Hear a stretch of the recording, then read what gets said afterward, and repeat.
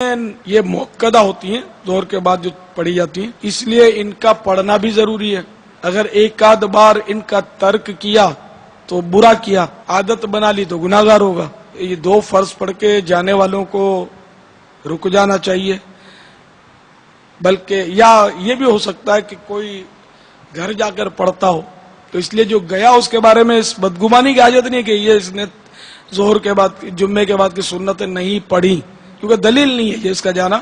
گھر پڑھ سکتے ہیں، بلکہ گھر پہ پڑھنا افضل ہے۔ باپا کی بارگاہ میں علاقہ داتا نگر سویت سوزے مرشد اور مکی طبع کے تمام اسلامی بھائیوں کا سلام بھی میری طرف سے قبول فرمائیں۔ وعلیکم السلام۔ یہ سلام دینے کا انداز بھی جو ہے نا، اس پر بھی جیرا ہو۔ یہ عام طور پر ہوتا ہے کہ آپ کو ہمارے سارے علاقے والوں نے سلام بولا ہے، خیر انہوں نے بولا یہ نہیں کہا، انہوں نے کہا کہ سلام قبول فرمائیے۔ عام طور پہ ایسا ہوتا ہے کہ علاقے والوں نے بولا نہیں ہوتا، تو اب اگر کہے گا کہ ہمارے علاقے والوں نے آپ کو سلام بولا ہے اور اسے کسی ایک نے بھی نہیں بولا، جب تو یہ جھوٹ ہوا ظاہر ہے، جبکہ بولا ہی نہیں ایک نے بھی۔ دوسری صورت یہ کہ ہمارے علاقے والوں کی طرف سے سلام قبول کریں، اس میں شاید بچت ہو جائے کہ اس نے یہ جملہ نہیں بولا کہ آپ کو کہا ہے، اس میں سلام قبول کریں۔ تو جب تک بولے نہیں نا کوئی تو سلام بولنا نہیں چاہیے، اس میں جھوٹ کا خطرہ ہے۔ ویسے میں جب بارگاہ رسالت میں حاضر ہوتا تھا تو ظاہر مجھے اتنے لوگ سلام بولتے تھے کہ جس کی انتہا نہیں۔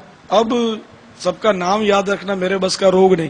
اب بہت سے ایسے ہوتے ہیں کہ جو بولتے نہیں، اب یہ بھی یاد نہیں کہ بھئی یہ انہوں نے بولا کہ نہیں بولا۔ یار اس نے تو بولا تھا، اس نے پتہ نہیں بولا کہ نہیں بولا۔ کیونکہ ہر فرد یہ چاہتا ہے کہ بارگاہ رسالت میں سلام عرض کیا جائے، لیکن توجہ اس کی ہوتی نہیں بولنے کی، بولنے کا ذہن نہیں ہوتا۔ اب جیسے مدینے جو جا رہا ہے تو اس کو ہم لوگ عام طور پہ بولتے دعا کرنا، بولتے بھی دعا کرنا، بولتے سلام پیش کرنا۔ یہ دعوت اسلامی والے تو عام طور پہ بولتے ہوں گے، لیکن عام آدمی کم بولتے ہیں کہ میرا سلام بولنا، یا آپ بھی نہیں بولتے تو بولا کریں۔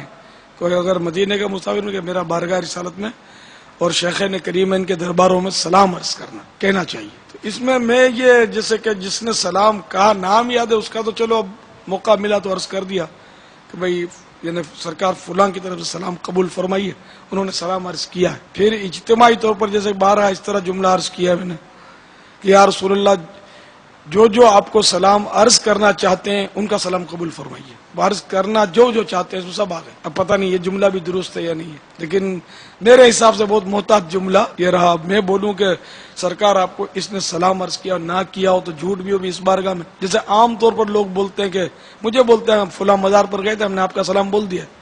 اب میں چپ ہو جاتا ہوں، میں کیا کروں، میں نے آپ کو کہا تو نہیں تھا۔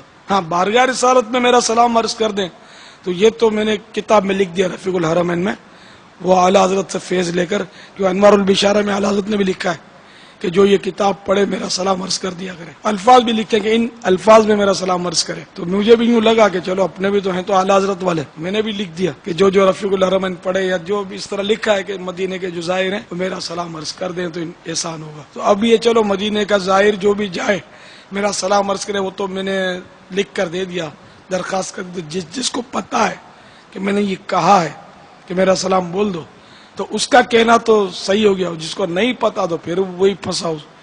اگر یہ جملہ کہتا ہے کہ آپ کو سلام بولا ہے تو یہ غلط ہو جائے گا نا۔ یا میں یہ عرض کر دوں کہ آپ جہاں جہاں درباروں پہ حاضری ہو میرا سلام عرض کر دیں، تب تو صحیح ہو جائے گا۔